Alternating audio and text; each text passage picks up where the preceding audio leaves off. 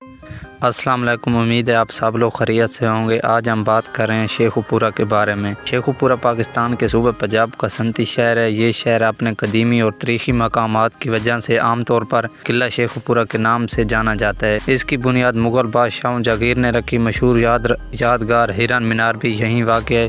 Shekau پورہ شہر کی تاریخ 1000 سال قبل از مسیح سے شروع ہوتی ہے۔ اب جس جگہ شیخو پورہ آباد ہے، اسی مقام پر سکندر اعظم نے 325 قبل مسیح میں ایک جنگ لڑی تھی، جہاں اس نے ہندو راجہ کی فوج کو شکست دے کر اس علاقے پر قبضہ کیا تھا۔ تاریخ دانوں کے مطابق شیخو پورہ کا پرانا نام ورک گڑھ تھا۔ مغل حکومت کی آمد سے پہلے ہندو راجہ ورک وردھان اس علاقے کا حاکم تھا، جس کی سلطنت کا دارالخلافہ موجودہ سیالکوٹ تھا۔ اس کی سلطنت مشرق میں امرتسر تک جاتی ہے، جہاں آج بھی ورک خاندان آباد ہے۔ ورک جاٹ کی اکثریت شیخو پورہ میں قیام پذیر تھی۔ سیالکوٹ میں بھی ورک کے نام سے ایک گاؤں موجود ہے۔ مغلوں کی آمد کے بعد اس خطے پر بھی بہت سی تبدیلیاں رونما ہوئیں۔ ورک گڑھ کے بعد اس کا پہلا نام جو کہ تازک جہانگیری میں درج ہے، وہ جہانگیر پور ہے، جو کہ چوتھے مغل بادشاہ جہانگیر کے نام سے تھا۔ مغل بادشاہوں نے اس کی دوبارہ بنیاد رکھی اور 1607 میں اس کے حکم سے تعمیر و توسیع کی گئی۔ مغل بادشاہ جہانگیر کا اصل نام تو سلیم تھا، مگر اس کا باپ جلال الدین اکبر جہانگیر کو پیار سے شیخو بابا کہا کرتا تھا۔ ایک روایت کے مطابق 1610 میں مغل حکومت نے جہانگیر کے اس نام کی نسبت سے اس کا نام شیخو پورہ رکھا۔ شہنشاہ جہانگیر کے دور میں یہ شہر شیخو پورہ کو شاہی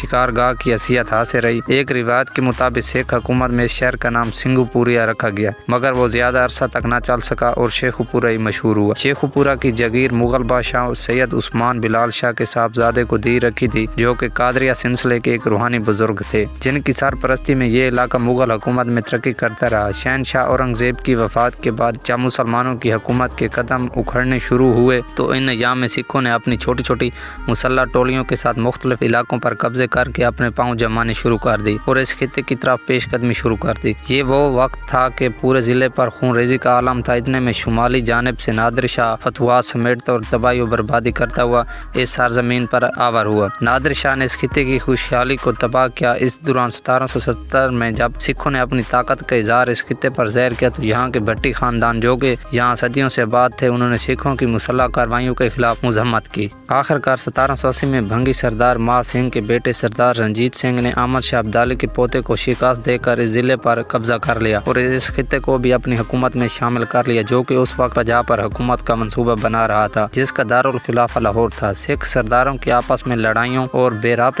دشمنیوں ان کی طاقت کو کمزور کر دیا۔ 1850 میں انگریزوں نے سکھوں کو شکست دے کر اس قلعے پر قبضہ کر لیا۔ 1850 میں انگریزوں نے اس خطے کو اپنی حکومت میں شامل کر کے اس کی تباہی و بربادی کو دور کرتے ہوئے اس کی تعمیر و ترقی شروع کی۔ چنانچہ 1885 میں کشمیر نے لاہور کے محکمات مالیات حکومت پنجاب خط لکھا کہ شیخو پورہ کو لاہور سے ملحق کر دیا جائے۔ بعد از شیخو پورہ کے ضلع بننے کے بعد سر گنگا رام، جن کی لاہور کی تعمیر و ترقی میں بہت خدمات کی سرپرستی میں یہاں ضلعی ادارے اور ضلعی عدالتیں اور دوسری سرکاری عمارات تعمیر کروائی گئیں۔ انگریزوں کے اس تاریخی اور قدیمی اہمیت کے حامل شہر کو اہمیت دیتے ہوئے یہاں بے شمار کام کروائے گئے۔ قلعہ شیخو پورہ شہنشاہ اکبر اعظم کی چہتےتی ملکہ راجکماری جودھائی بائی اپنے لاڈلے بیٹے سلیم نور الدین جہانگیر کو پیار سے شیخو بابا کہہ کر پکارتی تھی۔ نور الدین جہانگیر نے شیخو بابا نام کی وجہ سے اس شہر کا نام شیخو پورہ رکھا۔ شاہی قلعہ سے باہر دریائے راوی کی دوسری جانب گھنے جنگلات میں شہزاد سلیم نور الدین جہانگیر کا اکثر شکار کھیلنے کے لیے جاتے تھے، جس کا ذکر اس نے اپنی سونخ اجازت کے جہانگیری میں بھی کیا ہے۔ تخت نشین ہونے کے بعد شہنشاہ نور الدین جہانگیر اپنی ملکہ نور جہاں کے ہمراہ اکثر شکار کھیلنے ان جنگلوں میں آتا اور قیام کرتا تھا۔ نور جہاں کو گلاب کے پھولوں سے بہت لگاؤ تھا۔ شیخو پورہ کے